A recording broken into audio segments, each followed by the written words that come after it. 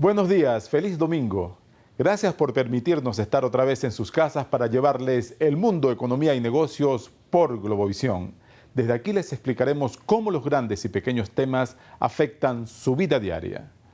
En nuestra edición de hoy les presentamos un trabajo especial sobre el impacto de la Ley de Precios y Costos Justos sobre el ingreso real de los asalariados. Hasta ahora la cobertura de todo este proceso se ha concentrado en la situación de las empresas, en el abastecimiento, en los consumidores, en el mercado nacional y también en las labores de fiscalización que llevan a cabo funcionarios del gobierno. Pero ¿cómo queda el salario?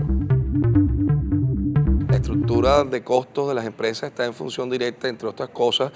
en lo que se le paga y se remunera a tanto los empleados de medios o bajos, obreros en particular, o la alta gerencia. Obviamente eso es parte de la estructura de costos directos, fijos por parte de las empresas, y obviamente una empresa que se encuentra restringida en su rentabilidad, donde se fija una rentabilidad, una empresa que entra a producir por debajo de los precios que normalmente atribuye el mercado, fija el mercado, es una empresa que no puede ofrecer desde el punto de vista de definición de incrementos salariales una alternativa mejor a sus empleados y a sus gerentes. Va a ser muy difícil a las empresas manejar tanto el tema relacionado a las demandas salariales por parte de los empleados, de los obreros, como la contratación colectiva. La contratación colectiva tiene un elemento fundamental, básico y esencial en la estructura de costos. Si hay una estructura de costos limitada, una estructura de costos que en definitiva no va a ser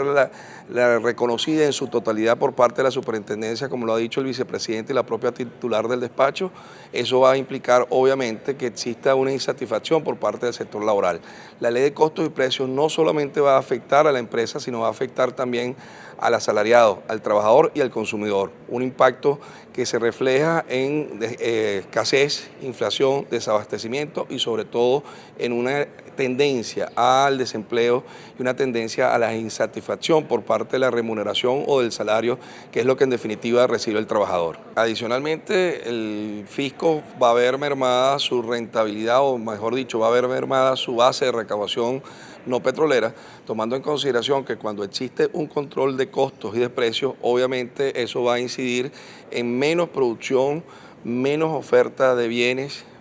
menos oferta de servicios y por lo tanto menos generación de impuestos de valor agregado. Recuérdense ustedes, por ejemplo, que en el caso específico del IVA, la base de recaudación está en el consumo y si existe una restricción en el consumo, producto de estas restricciones derivadas de la ley de costos y precios justos, obviamente en esa misma proporción va a derivar una merma en la recaudación por parte del fisco. Y obviamente no solamente del fisco nacional, sino también de las entidades municipales que se ven ya seriamente afectadas por toda esta estructura de finanzas públicas restrictiva, que se le niegan los recursos suficientes a los municipios y en consecuencia eso también va a afectar la estructura de costos de la empresa. ¿Por qué? Por una razón muy sencilla. Si yo como municipio no recibo lo que legal y constitucionalmente me corresponde, acudo al expediente del aumento de las alícuotas impositivas que va a impactar la estructura de costos de las empresas. Una restricción en este sentido implica también una restricción en el consumo que deriva en ingresos brutos a favor de los municipios en el pago del impuesto a las actividades económicas. Las pequeñas y medianas empresas se van a ver afectadas seriamente también con este tema de la estructura de costos y precios y las exigencias que implica la ley. Esto es una ley sumamente costosa para el Estado y sumamente costosa para las empresas, que tienen que tener toda una serie de cumplimientos y requisitos que observar dentro de un procedimiento sumamente engorroso, signado por la incertidumbre, la contradicción y sobre todo una normativa imprecisa, producto de la incorporación de un lenguaje más que jurídico y económico, de un lenguaje de tendencia ideológica. En los últimos años ha habido un incremento notable en la carga fiscal que enfrentan las empresas en Venezuela. Esto se produce en un ambiente en el cual las empresas han sido sometidas a un conjunto de regulaciones, controles directos, incertidumbre asociada con el tema de expropiaciones, mayores obligaciones laborales. En este sentido, la ley de costos junto al anuncio de la reforma de la Ley Orgánica del Trabajo se unen a una situación en la cual el ambiente para las actividades económicas en Venezuela se vuelve más difícil y más complicado, lo cual puede tener efectos sobre las posibilidades de crecimiento e inversión del país en el futuro.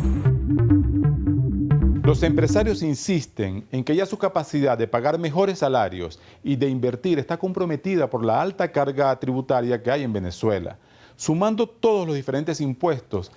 los tributos se llevan el 62% de la utilidad de cualquier empresa en el país, no importa si es grande o si es pequeña. Es decir, en medio de todo este esquema legal de restricción, de mayor fiscalización y de mayor presión tributaria, los próximos meses y los próximos años pondrán a prueba la capacidad del mercado económico venezolano para pagar mejores salarios, tratar mejor a sus empleados y tal vez acabar con aquellos grandes problemas que afectan a todos los venezolanos, como la inflación. Vamos a ver desde el punto de vista de líderes del sector empresarial.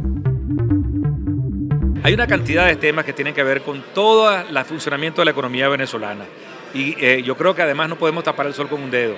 Es una economía que ha estado largamente intervenida y además es muy poco competitiva.